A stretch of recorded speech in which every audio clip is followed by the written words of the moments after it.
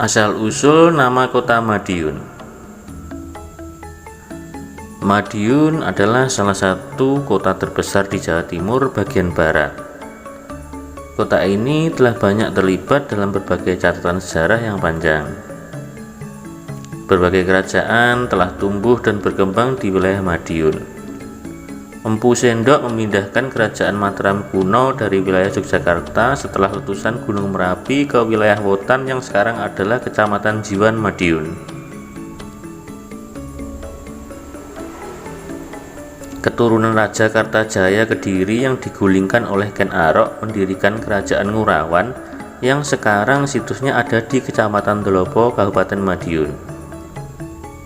Setelah cukup besar, rajanya yang bernama Jayakatwang atau cicit dari Kartajaya menyerbu balik Kartanegara untuk menggulingkan Singosari dan mendirikan lagi kerajaan Kediri. Nama Madiun sendiri baru dikenal pada kerajaan Demak Bintoro.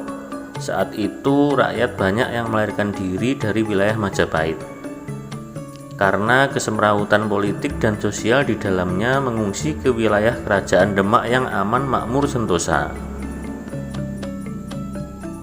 Untuk menampung mereka, kerajaan Demak membukakan sebuah hutan di lereng Gunung Wilis dipimpin oleh Panembahan Ronggo Jumeno atau Pangeran Timur untuk mendirikan desa yang baru.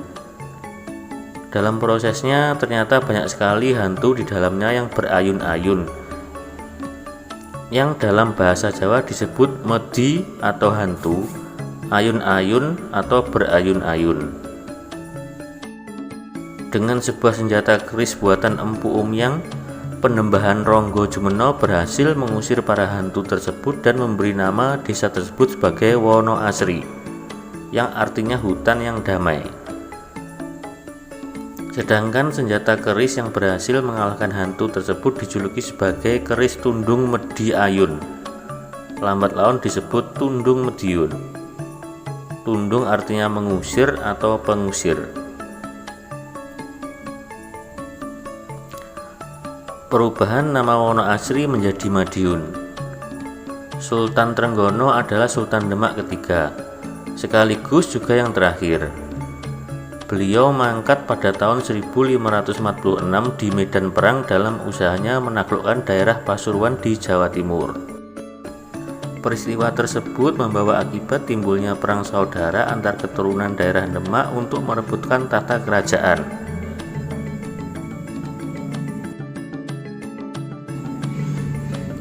Sultan Prawata, putra sulung Sultan Trenggono, gugur dalam perebutan tahta itu. Tinggallah Pangeran Hadiri dan Pangeran Adiwijaya. Keduanya sama-sama menantu dari Sultan Trenggono. Yang keluar sebagai pemenangnya adalah Pangeran Adiwijaya. Atas restu Sunan Kudus, Pangeran Adiwijaya ditetapkan sebagai sultan dan menetapkan Pajang sebagai pusat kerajaan. Bersamaan dengan penobatan Sultan Adiwijaya, dilantik pula adik ipar Sultan, yaitu putra bungsu Sultan Trenggono yang bernama Pangeran Timur, sebagai bupati di Wono Asri. Setelah Pangeran Adiwijaya mangkat karena usianya yang sudah tua, pusat pemerintahan berpindah di Kerajaan Mataram yang didirikan oleh Danang Sutawijaya atau yang lebih populer disebut Panembahan Senopati. Ia adalah putra sulung Pangeran Adiwijaya. Konon Panembahan Senopati berwajah tampan, kemauannya keras dan pandai berperang. Sebagai seorang raja besar, Panembahan Senopati bercita-cita hendak menaklukkan para bupati di seluruh tanah Jawa di bawah Panji-Panji Mataram. Wilayah Wono Asri saat itu dipimpin oleh Pangeran Timur menolak tunduk pada Mataram, mengubah nama Wono Asri menjadi Purbaya. Ia memerintah dengan adil dan bijaksana, rakyatnya aman dan makmur. Ia disenangi oleh para bupati di Jawa Timur. Beberapa bupati yang bersekutu dengan Pangeran Timur di Purbaya yang tidak tunduk pada kekuasaan Mataram adalah Surabaya, Ponorogo, Pasuruan, Kediri, Kedu, Brebek, Pakis, Kertosono, Tulungagung, Blitar, Trenggalek, Caruban, dan Jogorogo.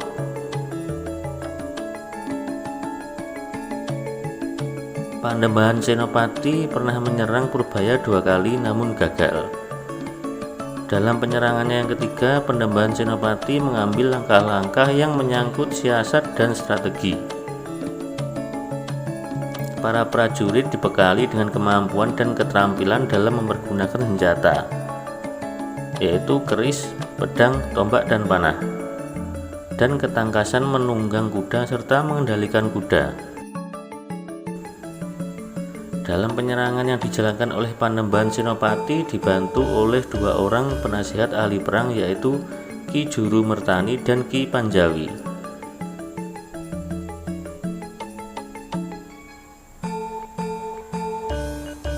Siasat pertama yang dijalankan oleh Panembahan Senopati adalah pengutus seorang istri atau selirnya yang amat dikasihinya untuk berpura-pura tunduk pada pemerintahan Pangeran Timur di Purabaya.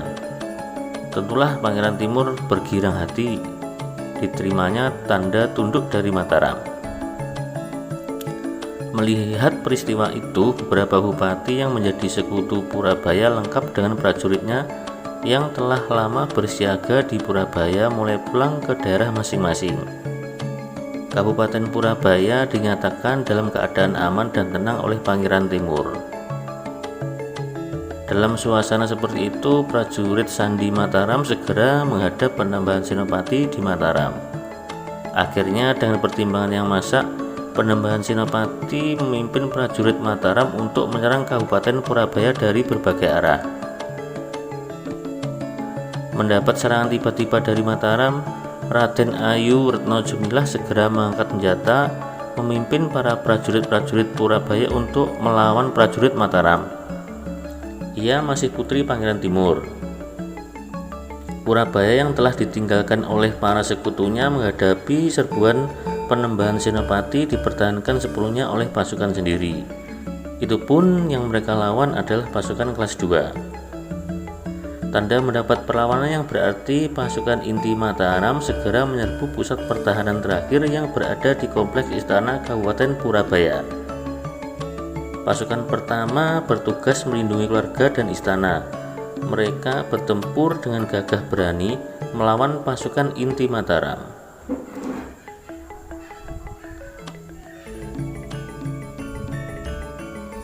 Pertempuran sangat sengit itu terjadi di sekitar Sendang di dalam kompleks istana. Kadipaten Purbaya akhirnya runtuh pada tahun 1590. Untuk mengenang peristiwa itu, Panembahan Senopati mengubah nama Purbaya menjadi Mediun, sesuai dengan nama senjata yang dirampas dari Purabaya, yaitu keris tundung Mediun. Perang besar itu berakhir pada hari Jumat Legi tanggal 16 November 1590 Masehi, sekaligus ditandai sebagai penggantian nama Purabaya menjadi Madiun.